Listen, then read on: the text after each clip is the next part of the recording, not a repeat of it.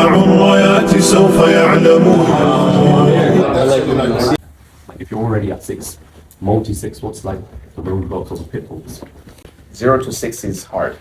But literally 6 to mid 6, upper 6 is like for me. Not even have time to like sit down and think, where am I? How much money do I have in the bank account?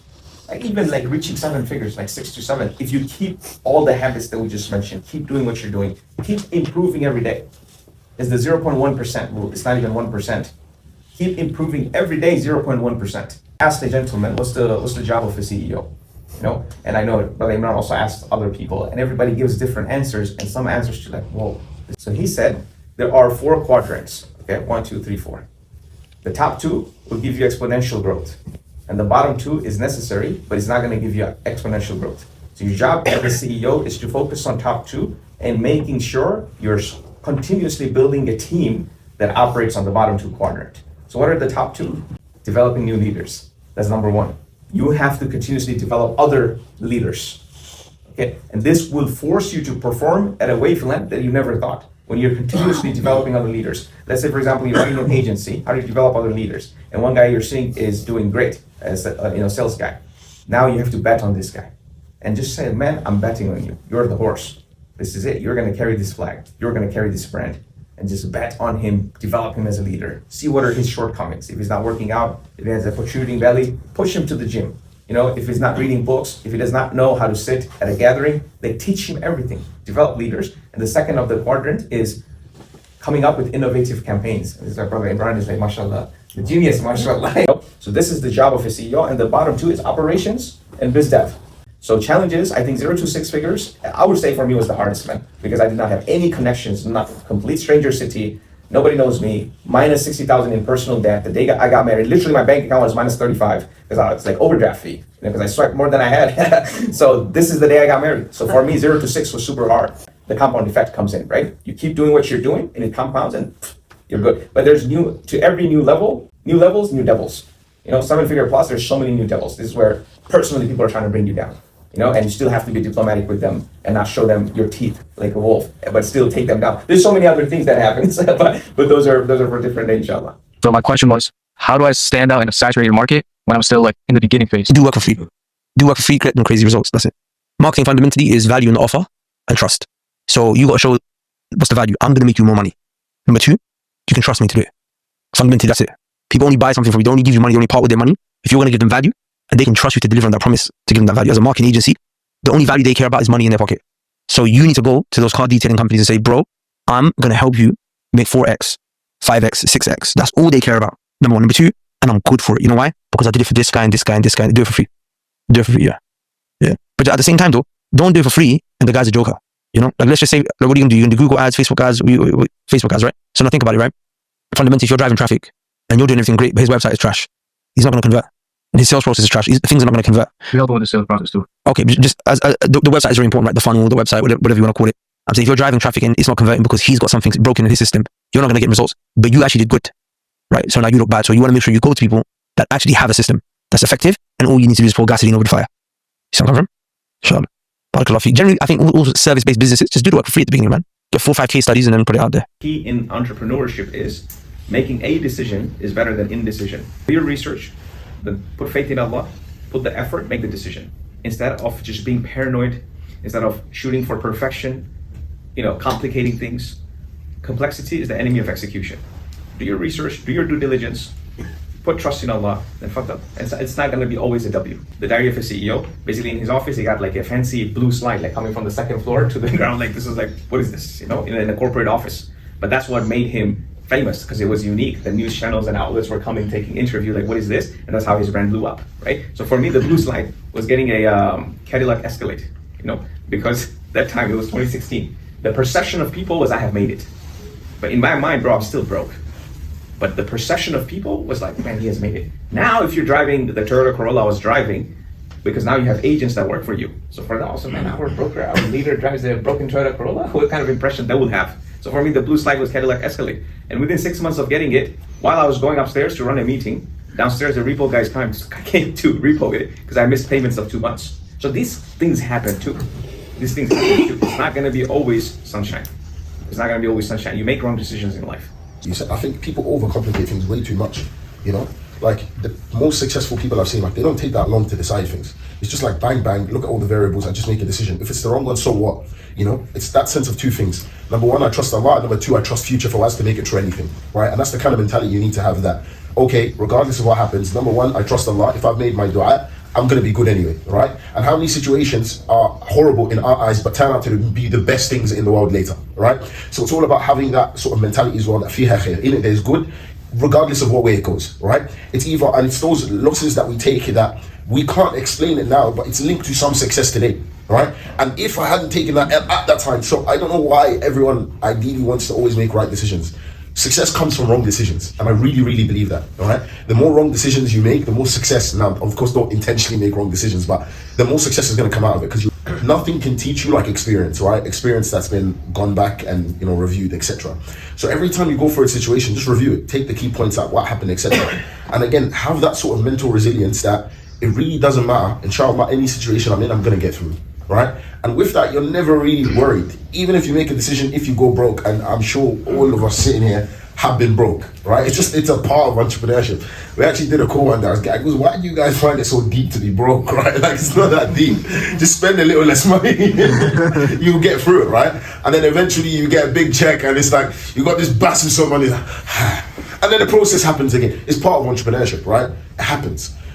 Just don't overcomplicate it. Maintain neutrality. This is actually one of the key things I've seen as an entrepreneur, to always be neutral. On the good days, I'm thankful to Allah and I'm happy that khair has happened, but I don't become euphoric and think, yeah, you know what, I'm the man, I've made it. Because what happens naturally when you have high highs, you have low lows, all right? So once you maintain that neutrality, that even in a bad situation, it's not that deep, right? I remember I was sitting next to Muhammad, right? We had a big issue, our problem, like 6 months ago, we had a big issue, right? In one of our companies. And he was like, oh, what are we gonna do? Let's go horse riding. He was looking at me like, bro, what's wrong with you? Because sometimes, bro, like, why stare at the problem? The solution doesn't come. It's actually scientific, by the way, that solutions come, the solutions already are inside you. They come not when you're using your conscious mind, but generally at your subconscious state. Meaning when you're not thinking about it, then your mind has time to surface solutions. Because what happens when you think of things consciously, you think in a, like what's the word? Like, you think straight, linear, right? So you think, this is the problem, I need to find the solution in this way. But a lot of the times the solution doesn't work like that.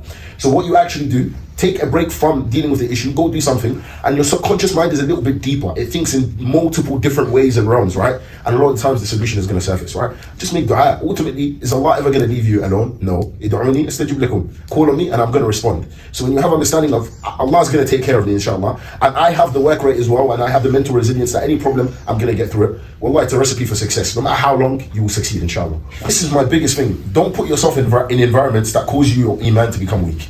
You know, and one of the things that people don't talk about enough is like how much environment affects you. All right, people tell you do this, do that. I actually speaking to a brother and he goes like, yeah, I came to Umrah the first time and I didn't see a big, like, I changed, but when I go back to AMINS, I returned back to the same person. All right, why did that happen? Because you went back to the same environment. I'm against putting myself in environments in which I can't succeed. I like to put myself in environments where I have no choice but to thrive and succeed. You know, the bar is set so high that, you know, sleeping in or anything, it just becomes impossible. Right? So put yourself in environments in where iman becomes easy, around brothers that iman becomes easy, right? Don't focus on willpower. That's a mistake a lot of people make. It's not about willpower, right? A limited amount of willpower, meaning like, you know, if I put you in a room full of cookies, right? The smell of cookies, and all day you had to say no to it. Eventually at nighttime, your ability to say no is much weaker. And that's why a lot of brothers slip up at nighttime, right? Because they've been saying, they had that mind control the whole day, and at nighttime it does wear off. So naturally, put yourself in an environment where you don't need to use as much willpower. It's designed to help you succeed and thrive. And you know how we describe what a CEO does? Another thing that a CEO does is just solve problems. Like all day, every day, but it's a problem, I have to fix it. You know, there's no such thing as time management. Right? You know, you can't manage time, it's not in your control. Man can't manage time. You can only manage priorities. Do you know what I'm saying? So is making the money the biggest priority? Is marrying this girl the biggest priority? What's the bigger priority between the two? What you're talking about is actions of the heart, right? Things like tawakkul, reliance on Allah, certainty in the promise of Allah, gratitude to Allah, sabr when things get hard. These are all, the heart has a physical and has a spiritual. The spiritual muscle is strengthened just how the physical muscle is strengthened. When you run, you do cardio, your heart is strong, right? Likewise, when you're learning about what Allah is, you're in these environments, right? And you're doing acts of worship, your heart is getting stronger too. And the level of sabr I have today is not at the level of sabr I had 10 years ago, right? when Allah will give you calamities to train the muscle of sabr in your heart. Right? And Allah will give you blessings to train the muscle of gratitude in your heart. Allah Azza wa Jalla will give you situations to train the muscle of tawakkul in your heart. So it's not an overnight thing. I went to the whole.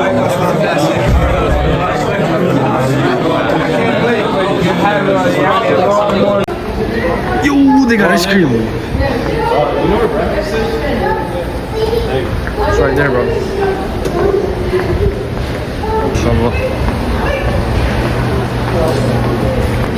MashaAllah. Oh, man, Omar's munching. Where's my phone at? Rate the plate, bro. This is like the most unoptimal plate known to man. When you look at my plate, right? Is this halal? Hold on. Is this halal, bro?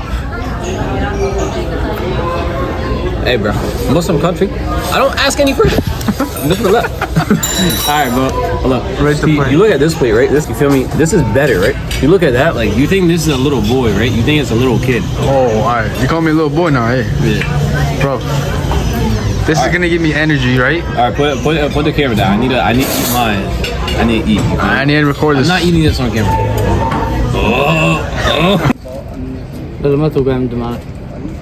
W Aura. Brother, do you have this one in 58?